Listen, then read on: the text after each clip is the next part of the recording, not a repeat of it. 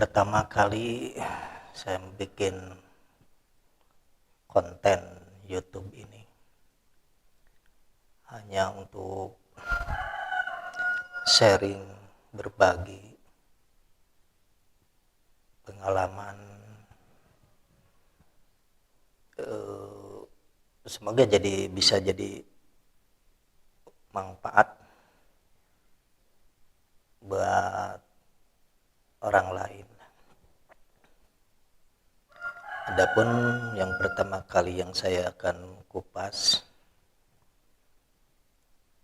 tentang perjalanan dari sejak awal perjalanan, itu sejak masih kecil.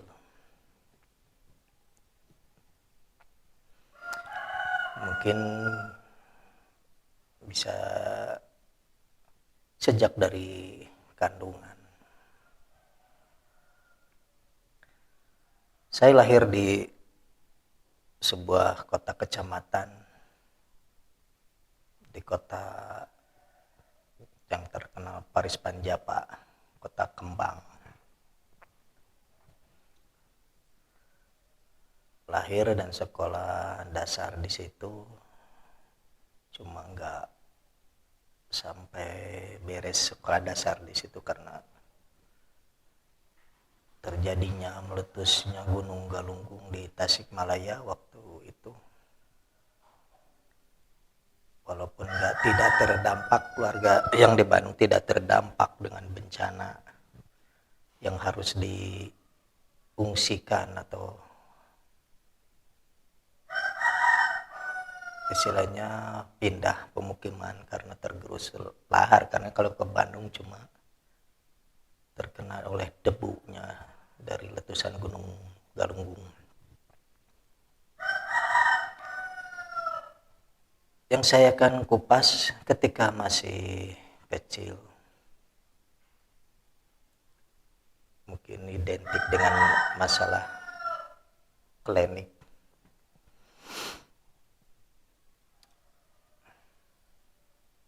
Yaitu sudah terbiasanya melihat penampakan. Tapi memang ketika di tahun 2006 saya pernah mengutarakan atau menanyakan kepada ibu saya sendiri. Akhirnya ibu saya sendiri bercerita bahwa ketika mengandung oleh saya gitu, waktu itu masih baru 3 bulan kandungan, ibu saya mimpi didatangi oleh sesepuh yang identik ya berpakaian serba putih gitu. Orang dalam mimpi itu, kata ibu saya, berkata gitu, saya titip bulan gitu. Kata ibu saya menjawab, mana bulan?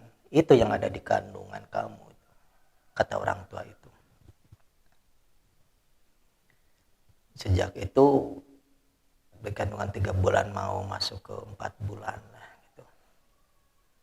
Sampai akhirnya pada suatu udah saatnya waktu lahir, bayi masih merah gitu. Karena sayang ke bayi, akhirnya ditutup pakai yang kayak kelambu kecil.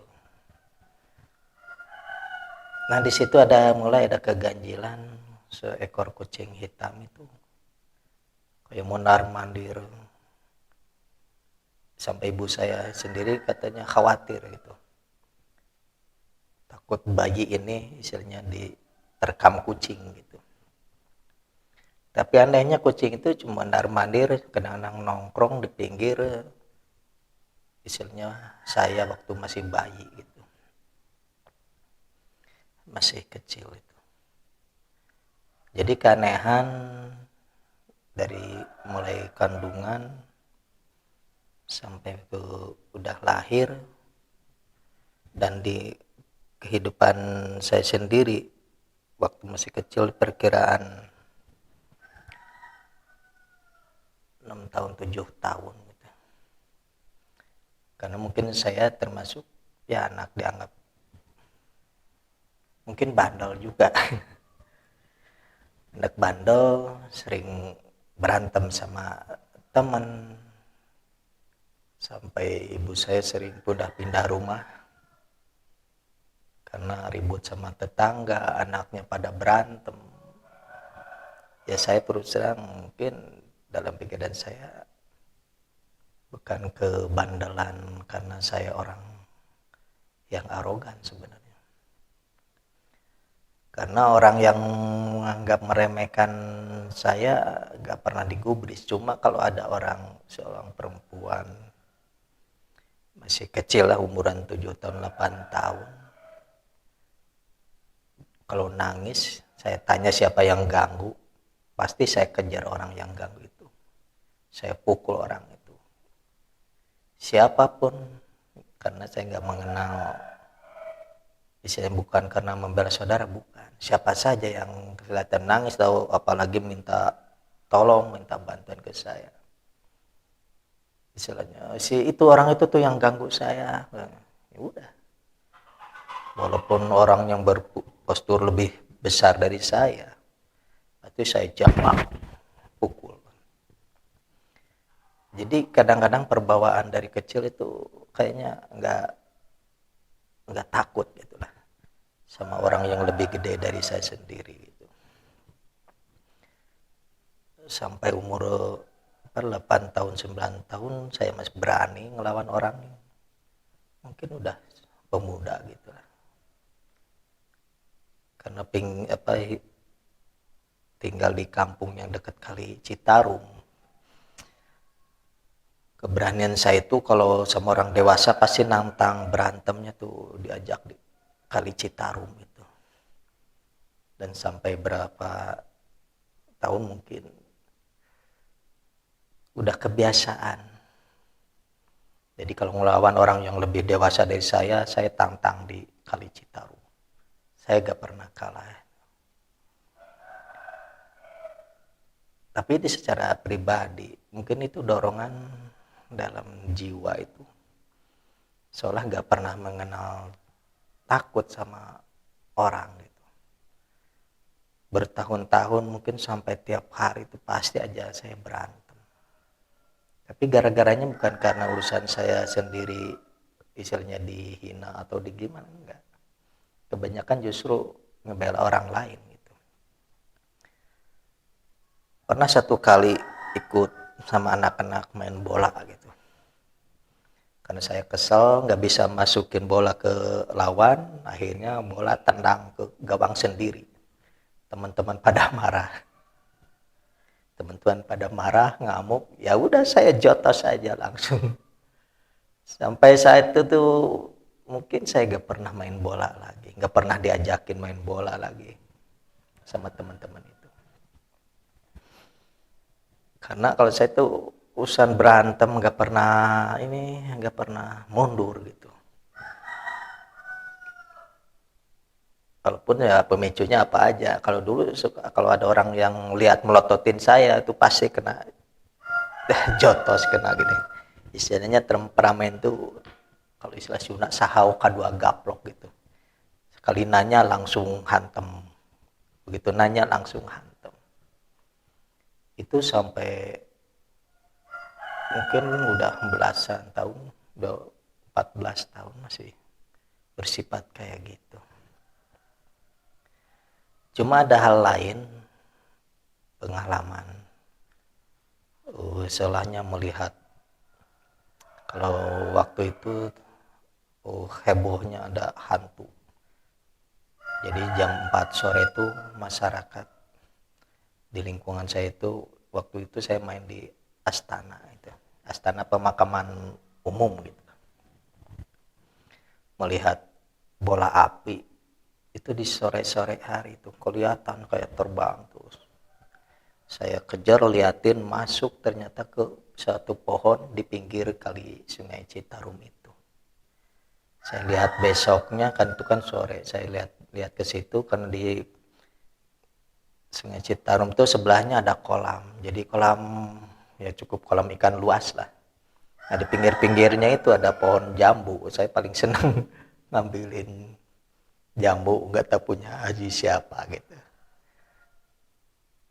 Ya main di pinggir situ, lihat di pohon yang kemarin saya lihat tuh jatuhnya si hantu yang bola api itu masuk ke pohon itu. Pas dilihat pantesan ada bolong kata saya. Jadi ada bolong di pohon tuh kayaknya sampai ke dalam. Itu di suatu hari itu. Nah malah di hari yang lain pas malam-malam saya masih, karena dekat dari kampung dari rumah warga lah pinggir Citarum tuh, malam-malam misalnya mau buang hajat gitu ya. Saya pergi ke Citarum karena ada turunan gitu. Karena waktu itu mungkin jam 9 bulan tuh lagi ya udah nyorot, udah terang kayaknya bulan purnama itu, cuma masih, tapi karena sungai Citarum yang luas jadi kesorotnya tuh udah kelihatan gitu, jadi luas permukaan air Citarum tuh. Cuma airnya kan pas kebetulan di sebelah kampung saya itu agak tenang, jadi enggak ini airnya itu enggak deras, lagi tenang. Karena di situ warga-warga di situ kalau mandi ke Citarum sampai ke tengah juga ya mungkin cuma segini di orang dewasa gitu loh, sedada orang dewasa. Waktu saya ke pinggir Citarum itu kelihatan terang karena oleh bulan terang. Saya lihat ada yang kayak terbang gitu. Tapi saya lihat tuh langsung shot deh di atas sungai Citarum tuh, di atas airnya. Kayak tiker langsung tadinya menggulung langsung buka udah ngebuka kayak hanyut aja gini, lewatin saya di pinggir sebelah pinggirnya sih gitu. Itu di tengah-tengah hanyut, udah gitu nggak lama langsung menggulung lagi, tapi begitu menggulung udah berubah kayak pocong gitu, jadi putih gitu. Udah gitu shot lagi langsung terbang. Saya ikutin liatin, tahu-tahu masuknya ke pohon yang kemarinnya tempo hari si bola api masuk ke situ, itu masuk lagi ke situ.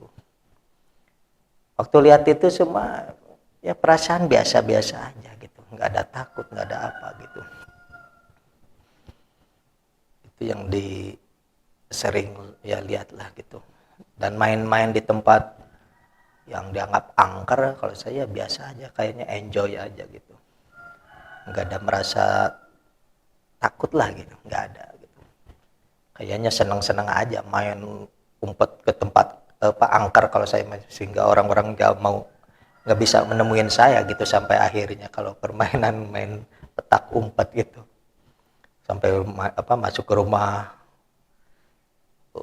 bangunan yang belum jadi gitu, ngumpet di bawah ya, di gelap-gelapan di tempat gelap itu, sampai akhirnya permainan beres saya nggak pernah ditemukan gitu.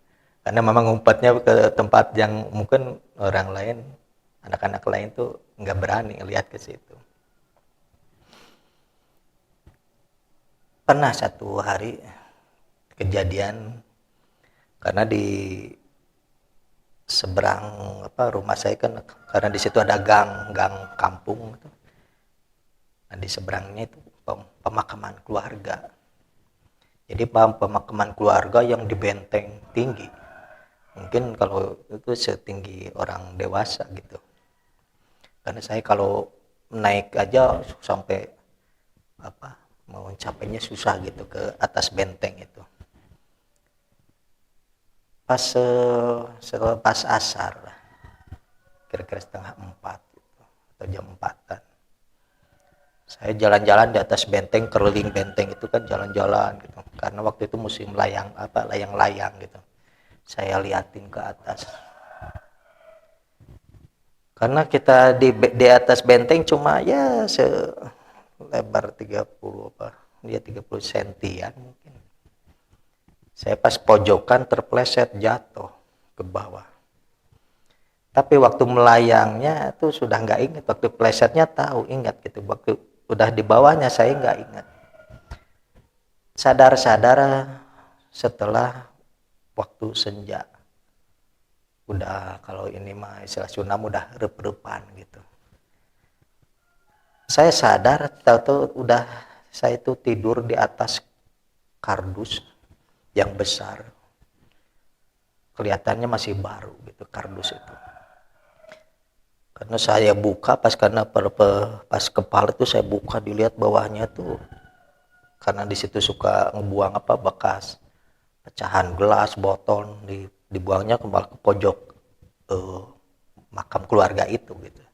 Saya lihat, waduh katanya, gelas udah kayak gini yang pecah itu. Kalau nggak ada kardus mungkin ini udah kena gelas itu yang tajam gitu. Cuma di situ saya berpikir, siapa yang ngamparin ini dus? Ketika saya jatuh kan nggak direncana, jatuhnya keplesetnya langsung brak aja gitu. Tapi itu kardus benar-benar baru. Saya terpikirkan, kok ada saya tidur di atas kardus itu.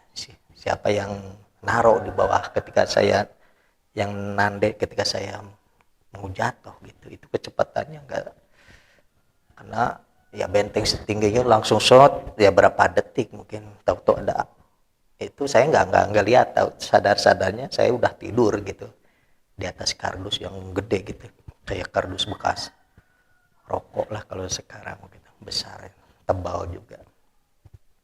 Udah gitu saya pulang ya ke rumah gitu, saya nggak cerita bahwa saya terjatuh di pojok makam itu gitu yang di depan rumah.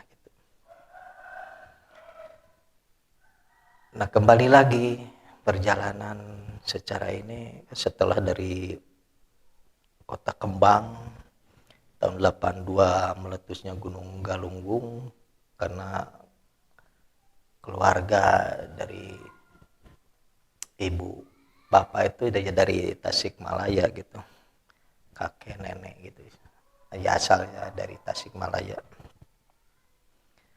Waktu bencana Gunung Galunggung ada nenek yang di Ciakar, akhirnya seolah pindah ke situ dulu dari Bandung, itu pindah seolah jadi pindah domisili untuk bisa berangkat transmigrasi gitu, karena waktu itu program pemerintah untuk memberangkatkan ke pemukiman baru transmigrasi. Memang banyak pilihan waktu itu antara ke Pekanbaru, ke Palembang, ke Bengkulu. Di Bengkulu ada yang ke daerah mana, ada yang ke Ipuh. Jadi orang tua saya memilih ke daerah Ipuh.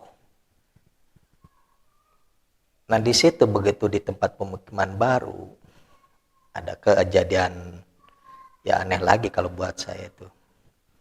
Karena waktu saya tidur di rumah pemukiman itu, karena ruangan terbuka aja brak gitu. Jadi keluarga tidur di tempat satu ruangan terbuka, nggak ada sekat kamar-kamar gitu, kayaknya langsung brak.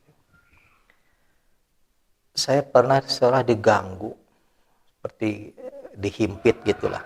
Sampai saya sadar juga itu badan mau bangun nggak bisa. Kalau istilah Sunda mah kena erup-erup. Saya udah terbuka gitu, mata udah setengah terbuka, makanya saya bisa lihat kiri kanan gitu, sisi ruangan udah bisa lihat ya. Cuma ini nggak bisa digerakin badan itu. Sampai saya akhirnya lihat ke atas lemari, dan saya lihat kok itu ada kucing gitu, kucing besar ya, lebih dari ukuran kucing normal sebenarnya sih, kucing besar warna hitam. Yang terlihat jelas tuh matanya sampai dia ngeliatin ke sana ke sini kan di atas lemari itu. Saya mau teriak, misalnya mau mengusir gitu, nggak bisa. Mau teriak juga nggak keluar suara. Timbul perasaan takut karena baru pengalaman itu kena erup-erup gitu. Mau teriak nggak bisa. Sampai terus aja berusaha berontak untuk bangun saya itu. Karena jelas itu terlihat kucing hitam itu di atas lemari nongkrong ngeliatin ke saya, lihat ya itu kayak nungguin aja gitu. Itu mungkin di umur 12 tahunan karena waktu itu kelas 4 SD. Jadi ketika bayi ditongkrongin kucing hitam, kayak kata mama saya itu, ketika udah umur 12 tahun seolah-olah saya masih ada yang nongkrongin gitu kucing warna hitam itu. Begitu berapa menit kemudian saya bangun dengan kesadaran ya normal karena badan udah bisa gerak lagi, saya lihat ke atas lemari, dilihat dengan jelas kok nggak ada gitu. Saya bangun keluar, memang ya nggak terlihat secara johir begini gitu, nggak. Itu saya melihat seolah dengan keadaan ya bilang kalau sadar sih, cuma nggak bisa kebuka benar-benar gitu mata ini. Nah kejadian lagi setelah ya udah dewasa lah, tahun 2008 atau 2007 tuh, waktu saya naik ke puncak Gunung Gede Pangrango itu. Jadi ada perasaan untuk ziarah ke yang Surya Kencana di Gunung Gede gitu. Waktu itu saya dari Tasik turunnya di Cibodas Cianjur itu. Mau naiknya dari situ gitu, mau muncak. Karena kita setiap pendaki itu harus lapor dulu gitu lah ke pos penjaga. Waktu lapor ke itu kan saya sudah sore sebenarnya, sore. Kata pos penjaga atau orang di pos penjaga tidak boleh naik karena di atas lagi badai gitu. Lagi badai, takutnya ya ada apa-apa gitu. Akhirnya saya disuruh besok gitu berangkat naik ke puncaknya itu. Jadi akhirnya saya memutuskan untuk menginap di musola gitu. Musola di dekat pos penjagaan di Cibodas sebelum mau pendakian gitu, mau melanjutkan pendakian gitu. Nah di malam itu saya di musola itu saya mimpi ditemuin orang tua gitu. Beliau tuh ngasih batu yang satu nampan itu, mungkin jumlahnya ada ratusan itu, tapi saya lihat kok batu merah delima semua gitu.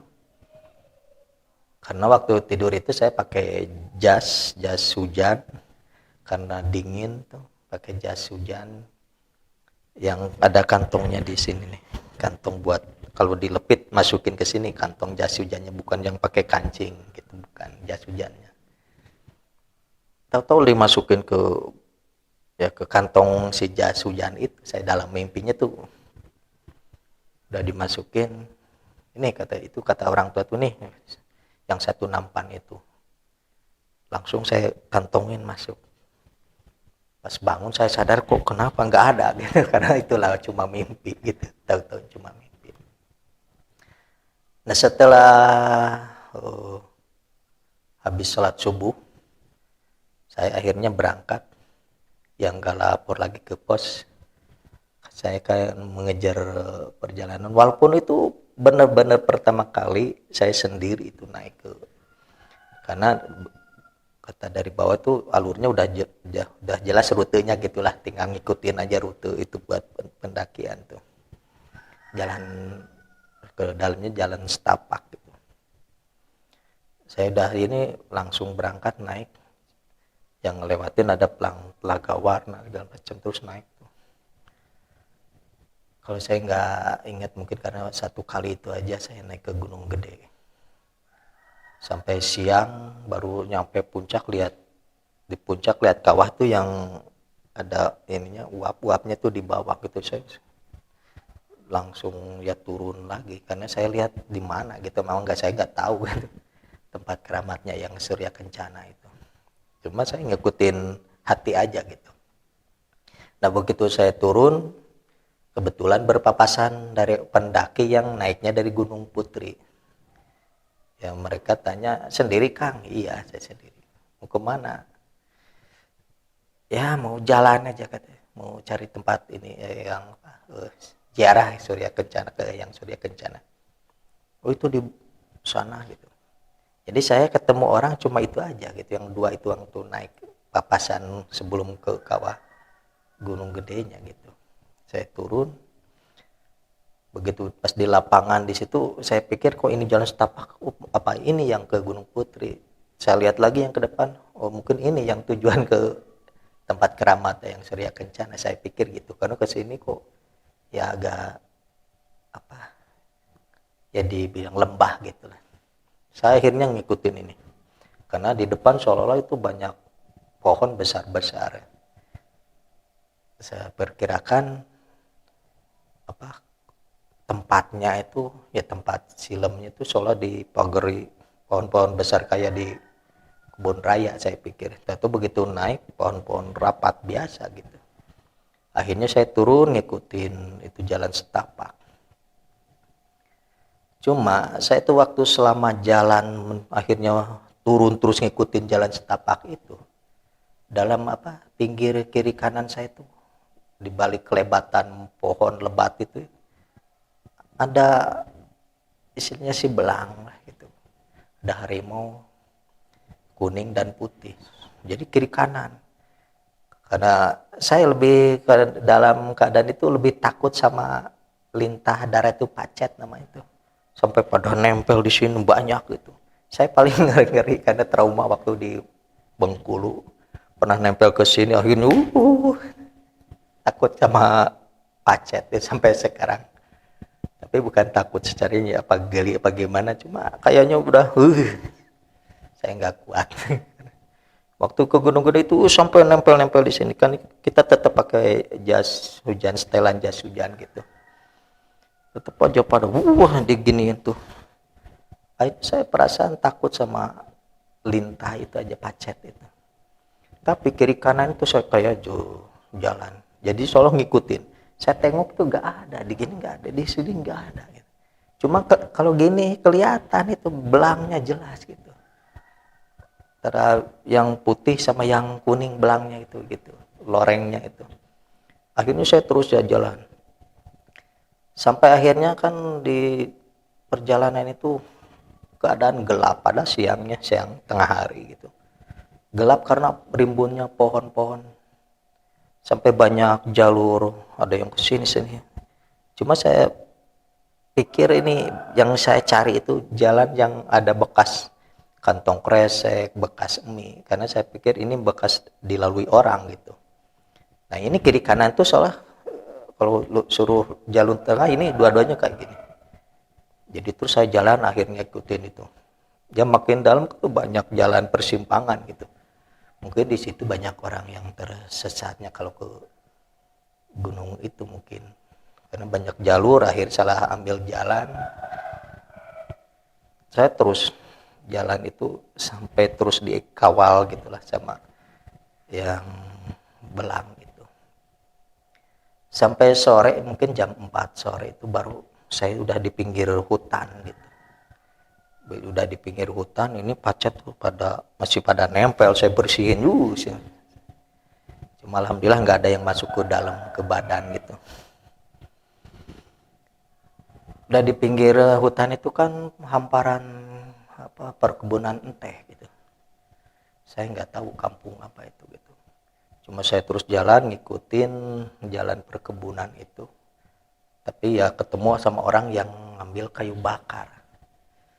Saya tanya-tanya, ya orang Sukabumi katanya suka naik juga jarah. Emang saya tanya itu di mana sebenarnya lokasi orang nggak, lokasinya kok nggak ada bangunan gitu. Tempat ziarah itu kirain ada tempat tenda atau apa tempat nginep gitu lah misalnya bangunan yang di ini gitu. Saya pikir kayak gitu, tahu-taunya yang saya lalu itu nggak ada, cuma pohon-pohon yang nggak tahu ya mungkin kalau harusnya sama orang yang udah kuncennya atau gimana lah yang tahu gitu sebenarnya di mana posisinya tempat ya filmnya yang Surya Kencana gitu. Tapi saya pikir kan malam sebelum naik sudah mimpi ditemuin itu yang ada orang tua yang ngasih satu nampan itu mungkin ya udahlah.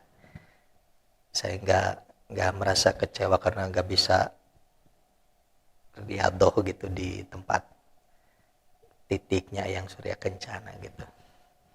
Akhirnya saya ngikutin orang kampung itu yang ngambil kayu bakar sampai ke satu kampung mungkin sampai jam 5 sore gitu.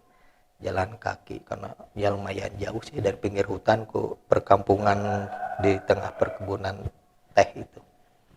Sampai akhirnya saya nginep di situ, numpang tidur di situ di salah satu warga yang suaminya ketemu waktu ngambil kayu bakar gitu. Sampai pagi akhirnya saya jalan ya menanyakan, oh itu tiap pagi ada angkutan desa pedesaan gitu. Langsung aja ntar itu jurusannya ke Cisaat gitu, Cisaat Sukabumi. Ya itu wilayah Parung Seah namanya, mungkin Parung Seah ya. Kan selama jalan kiri kanan tuh kedengarannya kayak air terjun, kok sebelah sini ada, sebelah sini ada. Saya itu jalan terus di perkebunan teh itu. Ya akhirnya sampai ya pulang lagi lah gitu. Walaupun sampai sekarang saya nggak tahu sebenarnya yang macan loreng ini gitu jelmaannya siapa gitu. Apa karena istilahnya mungkin ada karuhun saya sendiri yang ngawal ngaping karena cucunya lewat situ, bagaimana saya juga nggak tahu itu, karena nggak, setelah itu nggak kesana lagi atau riado lagi. Ya udah kali itu aja pengalaman. Kembali lagi waktu saya ke ya umur 12 tahun itu ke Bengkulu itu, saya pernah mimpi dari rumah seolah saya itu ada orang, tapi jadi perasaan orang itu nggak terlihat wujudnya, cuma ada yang megang sampai saya itu dilemparin ke satu tempat, tapi masih dari rumah tuh jauh gitu lah. Kalau memutar jalannya itu ya hampir setengah kilo sebenarnya ke pusat titik yang saya dilemparin ke situ. Jadi ada lembah, tapi pinggirnya kayak jembatan tuh ada tombak yang berjajar di pinggir jalan. Saya dilemparin ke situ. Sampai akhirnya perut saya tuh kena tombak itu di pinggir jalan, berus. Sampai ini nyampe tanah dasarnya itu.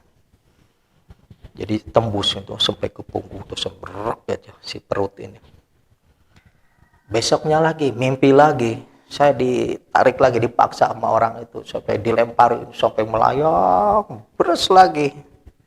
Perut ini tertembus tombak itu, masuk lagi cuma setengahnya. Besoknya lagi mimpi lagi sampai saya mau tidur karena takut mimpi dilemparin lagi gitu. Tahu-tahu tetap aja terjadi. Saya tahu-tahu malam udah pulas mimpi ya ada orang lagi ngelemparin, saya langsung brok. Jadi si tombak itu cuma nempel di si tajamnya tombak cuma nempel di perut aja. Jadi nggak tertembus gitu. Nah malam keempatnya orang itu datang lagi mau ngelemparin saya. Cuma saya tuh nggak bisa ke angkat sama dia yang lemparin. Jadi cuma saya bisa lihat jarak jauh tombak itu ada. Cuma saya liatin, saya nggak bisa keangkat melayang kayak waktu malam pertama sampai tembus gitu. Sampai saya liatin itu nggak bisa. Itu yang kejadian mungkin tahun 83-an. Nah, di tahun berikutnya ya masih sekitaran umur 13-14 tahun gitu waktu itu. Saya mimpi seolah-olah saya berada di satu gunung dianggap paling tertinggi gitu perasaan tuh mimpi. Tapi kelihatan masih daerah Bukit Barisan, kan itu pegunungan di Bengkulu itu pegunungan Bukit Barisan, jadi banyak bukitnya. Wah lihat tuh kayak bukitnya terus berjejer gitu. Saya seolah berada di bukit yang tertinggi di antara Bukit Barisan itu. Saya lihat ke sebelah timur, lihat matahari jelas gitu, lihat muncul, udah gitu langsung shot ke atas. Udah di atas kepala atau si matahari itu langsung. Jadi kayak sebesar bulan aja jatuh di hadapan kaki saya gitu. Kok ini matahari sampai gini, akhirnya melesat lagi. Udah melesat lagi kayak posisi jam 9, naik lagi si matahari itu. Tahu-tahu jatuh lagi, blok lagi. Sampai saya liatin, kok ini matahari. Blok deh, melesat lagi. Itu berulang-ulang di antara 3 kali apa 4 kali gitulah. Karena waktu itu ya dalam mimpi sih kondisinya. Udah terjadi kejadian mimpi itu, nggak lama kejadian gerhana matahari total gitu. Jadi gerhana matahari total saya masih tetap suka ke ladang kan bantuin orang tua gitu. Pulang sekolah ke ladang sampai lihat matahari gerhana kan di pinggir jalan itu ada genangan air ya, saking tenangnya saya lihat matahari cuma di air itu gitu karena nggak katanya di berita di radio itu kan waktu itu cuma ada radio nggak boleh melihat matahari yang gerhana itu langsung gitu sampai akhirnya saya lihat tingginya aja di pinggir jalan itu di genangan air itu lihat matahari benar-benar gerhana matahari total. Ya itu mungkin dari mimpi ke terjadinya secara nyatanya nggak tahu selisih berapa hari minggu atau bulan saya nggak juga lupa lagi lah gitu. Itulah sekilas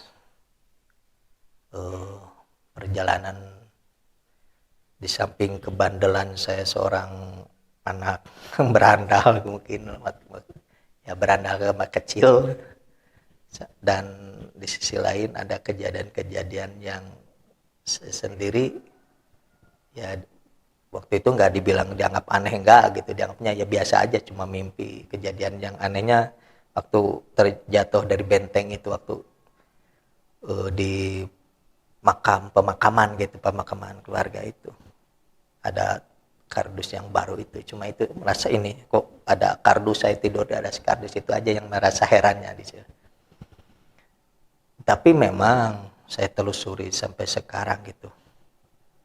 Ternyata karena saya juga tahun 2000 udah ada tugas kayak ngelakon gitu. Jadi bibit-bibit itu sejak dari kandungan sampai umur belasan sampai pemuda sampai remaja dari pemuda terus seolah bertahap. Seolah dari sejak kecil tuh udah dipersiapkan gitu udah dipersiapkan ada hal-hal yang mungkin ini calon titisan atau titisan siapa gitu cuma itu cerita yang akan saya kupas di episode selanjutnya gitu jadi kalau buat gambarannya ketika seseorang itu akan dijadikan apa gitu pasti udah dipersiapkan cara lahirnya dipersiapkan kekuatan mentalnya jiwanya gimana itulah buat orang-orang pilihan itu mungkin saya termasuk dari orang terpilih karena dari sejak kecil juga ada kebiasaan yang dianggapnya mungkin kalau orang sekarang nih anak-anak kecil suruh ngaji aja susah gitu. Kalau saya mah ada dorongan justru dari dalam. Karena waktu umur 6 tahunan 6 tahun 7 tahun. Itu bukan karena orang tua yang menyuruh saya suruh ke masjid, bukan. Cuma saya lihat orang namanya Usup. Saya masih ingat orang itu. Saya tanya gitu, "Usup kemana?" "Usup mau kemana?" "Mau ke masjid, mau sholat." "Ya lu ikut gitu." Saya ngikutin itu. Karena didorong batin saya itu soalnya ngilu tuh kaeta gitu. Ada yang dorong kayak ngebisikin suruh ngikut orang itu yang namanya Usup itu. Akhirnya saya ngikutin ke masjid itu. Karena masjid itu berupa tajuk, ya masjid kecil. Masjid kecil, sedangkan yang ikut sholat maghrib itu penuh. Sampai anak-anak ada yang di belakang bor itu kan, belakang bor buat kalau belajar di madrasah ada bor itu nyender. Saking sesaknya di sini kan kosong. Akhirnya ada orang nggak tahu siapa namanya lupa lagi tuh. Anak kecil itu ya sama saya juga masih kecil. Dia sholatnya di dalam situ aja gitu. Karena ini udah penuh sosok sama orang-orang dewasa gitu. Saya juga sampai cuma di belakang aja gitu, hampir di dekat pintu sholatnya juga karena penuhnya. Nah dari sejak itu ke dorongan-dorongan itu ya kayaknya nyaman aja pengen gitu. Sampai suatu hari saya minta gitu ke ibu tuh, minta doa gitu, minta amalan.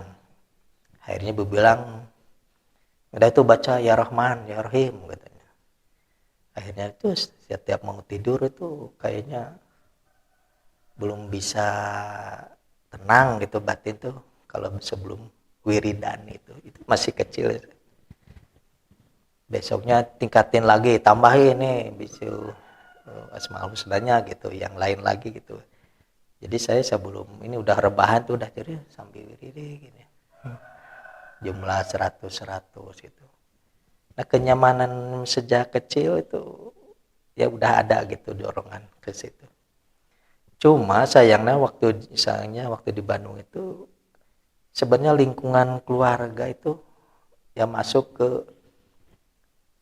organisasi Islam atau ormas keagamaan, jadi hal-hal yang itu dianggapnya musyrik gitu, nggak boleh gitu sebenarnya. Seperti apa membaca atau istilahnya muasaan ilmu tuh, wah musyrik gitu, nggak boleh gitu. Karena ada satu kelompok yang dianggapnya hal mempelajari kayak apa namanya mantra-mantra itu, orang tua saya itu paling keras nggak bolehnya itu, terutama bapak itu. Karena waktu di Bengkulu paman saya ngasih satu buku tuh doa-doa mantra-mantra gitu ya, bahasanya sih bahasa Sunda, ada bahasa campuran bahasa Jawa segala macam.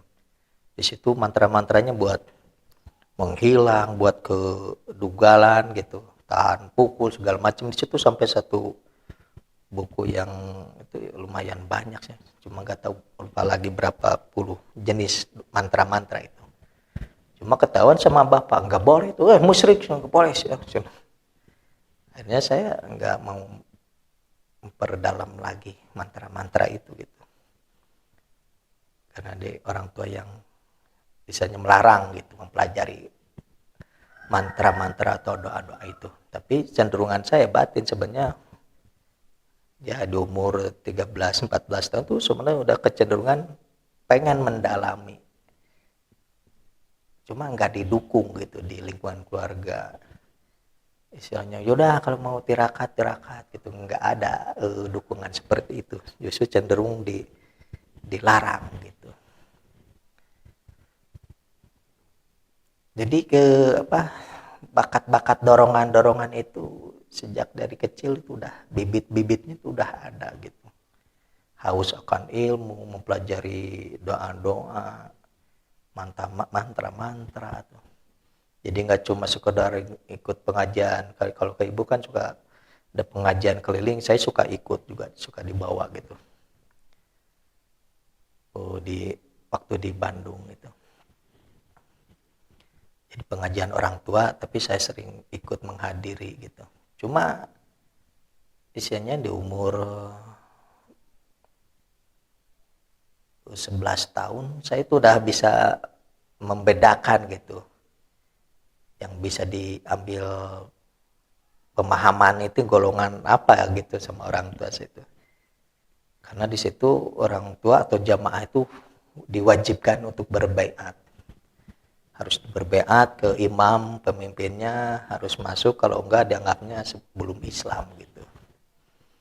Jadi sebelum dibaiat oleh imam, misalnya guru ngaji orang tua saya itu, kita dianggapnya masih di luar.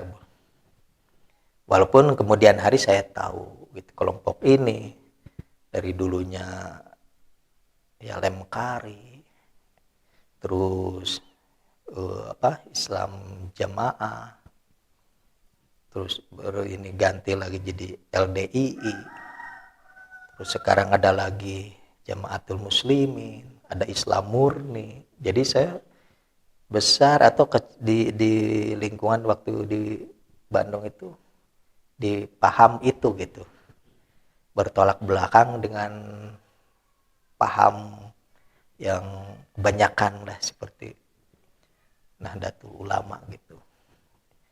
Kalau Nahdlatul Ulama ya cenderung mungkin menganjurkan gitu, mempelajari hiji apa doa-doa gitu. Kalau itu justru nggak boleh karena bid'ah gitu, musyrik gitu. Saya dilarang. Tapi ya di kemudian hari tetap. Akhirnya orang tua juga waktu di Sandaran tuh tahun 89-an. Orang tua kok lagi puasa, lagi ngejalanin, tahu-taunya udah ada perubahan gitu. Akhirnya saya juga ikut gitu. Jadi berbeat ke satu aliran Torikoh gitu. Waktu itu kan saya masih di Sumatera, sedangkan berbeat ke guru Torikoh Syekh Mursyid di daerah Ciamis gitu. Jadi berbeat masuk ke aliran Torikoh gitu, memperkuat gitu ke senangan saya, hobi untuk berzikir wirid-wirid itu gitu. Ya alhamdulillah gitu. Jadi setelah masuk ke situ, jadi programnya jelas ada pembimbing istilahnya yang harus diwiridkan ini gitu jalurnya. Yang mengenal salah istilah latifah, murokobah, ismudat, nafisbat ya di guru itu Syekh Mursyid itu yang di wilayah Ciamis. Ya, ntar di lain waktu saya akan kupas lebih mendalam dalam hal golongan-golongan masa amalan-amalan sampai ke dalam hakikatnya lah istilahnya gitu. Jadi perbawaan dari kecil untuk cenderung memperdalam itu udah ada bibit-bibitnya yang di kemudian hari baru terbuka. Istilahnya yang waktu di kandungan yang nitip itu siapa gitu. Jadi saya akhirnya ya mengenal istilahnya paranormal, supranatural, ahli hikmah, aliran kebatinan, gitu. Misalnya kejawen, segala macam aliran toriko, yang istilah sufi, tasawuf, yaitu mengenal di kemudian hari. Tapi bibit-bibitnya dulu udah ada kecenderungan ke situ. Semoga cerita saya ini setidaknya ada manfaat lah buat saya sendiri, buat jadi bahan renungan atau muhasabah diri gitu.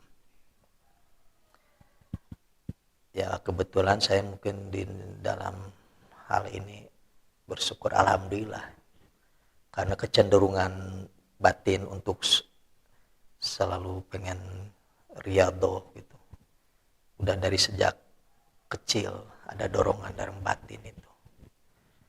Jadi kalau buat saya sendiri nggak terpengaruh oleh keadaan lingkungan pergaulan masyarakat, tidak. Walaupun saya gaul di tempat perkampungan yang notabene banyak ya dianggap kemaksiatan udah lumrah, kalau saya justru bertolak belakang terus karena ada yang di dalam tuh ada yang bimbing lah gitu. Ya, ini suatu karunia buat saya alhamdulillah gitu. Walaupun tinggal di mana saja udah berkali-kali, mungkin puluhan kali pindah ikut orang tua ya, dari sejak di Bandung sampai ke Sumatera juga, Bengkulu, Palembang, Lampung, dari Lampung juga udah berapa kali tempat gitu. Jadi beda-beda suasana perkampungan, suasana lingkungan, adat istiadat, tapi saya tidak pernah goyah gitu, pendirian tetap ada yang selalu membimbing gitu batin. Jadi bukan dari guru dohir misalnya atau orang dari dohir, justru dalam batin saya sendiri gitu. Harus begininya terus saja selalu dikawal gitu. Ya alhamdulillah itu karunia terbesar buat saya, dan Anda pun kalian semua juga bisa merasakan hal itu.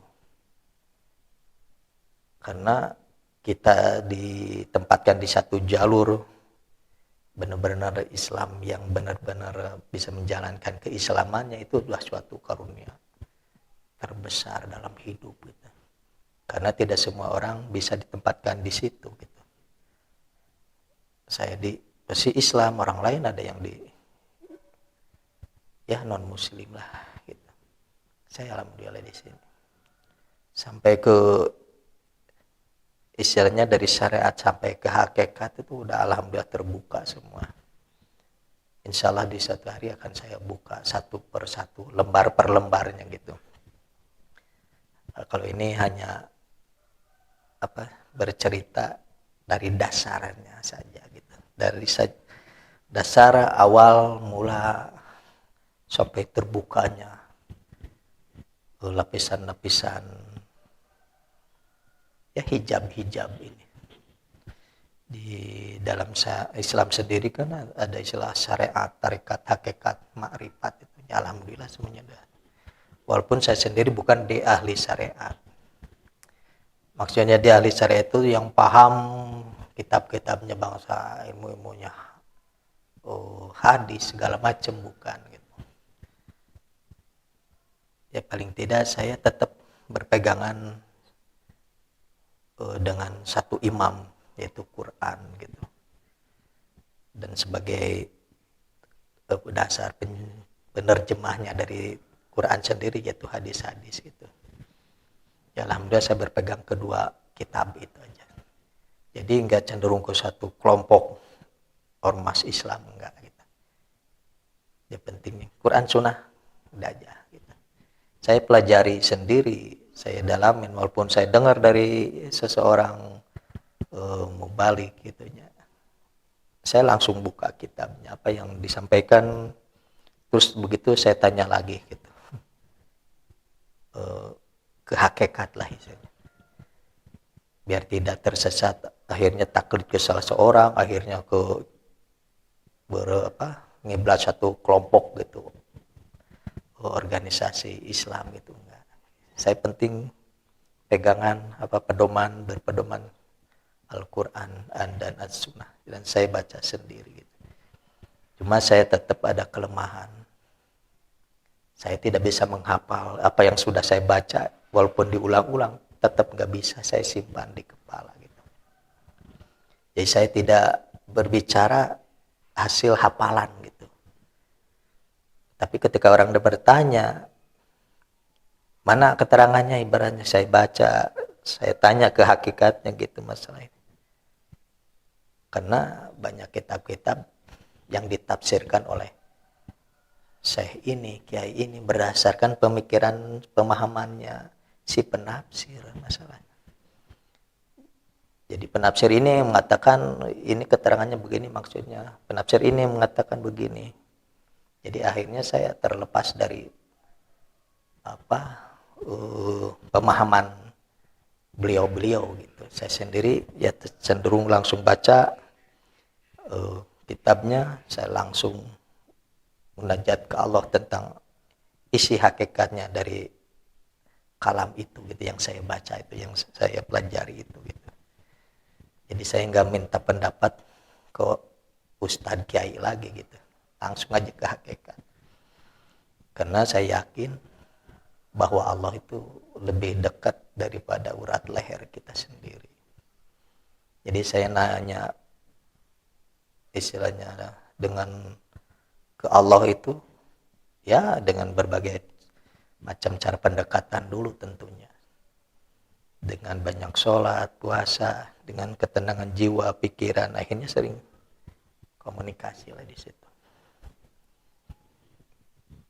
Jadi nggak terpengaruh oleh paham-paham kelompok-kelompok sekarang yang banyak gitu ya, banyak gurunya, banyak ulamanya, banyak ustadz-ustadznya, kiainya, akhirnya ya terpecah belah gitu, terpecah-pecah gitu bukan di kelompok-kelompok Islam yang tadinya satu imam, sekarang udah banyak mazhabnya, udah banyak alirannya, golongannya.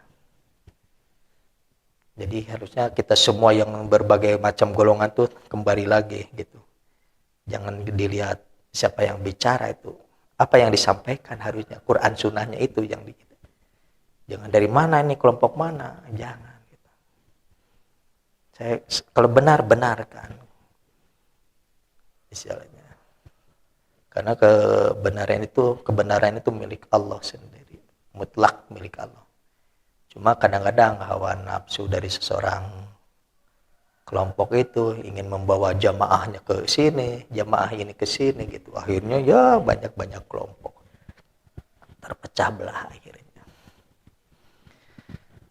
Mungkin dicukupkan sekian dulu untuk saat ini. Semoga siapa saja yang mendengarkan istilahnya ya mau mendengarkan pengalaman saya yang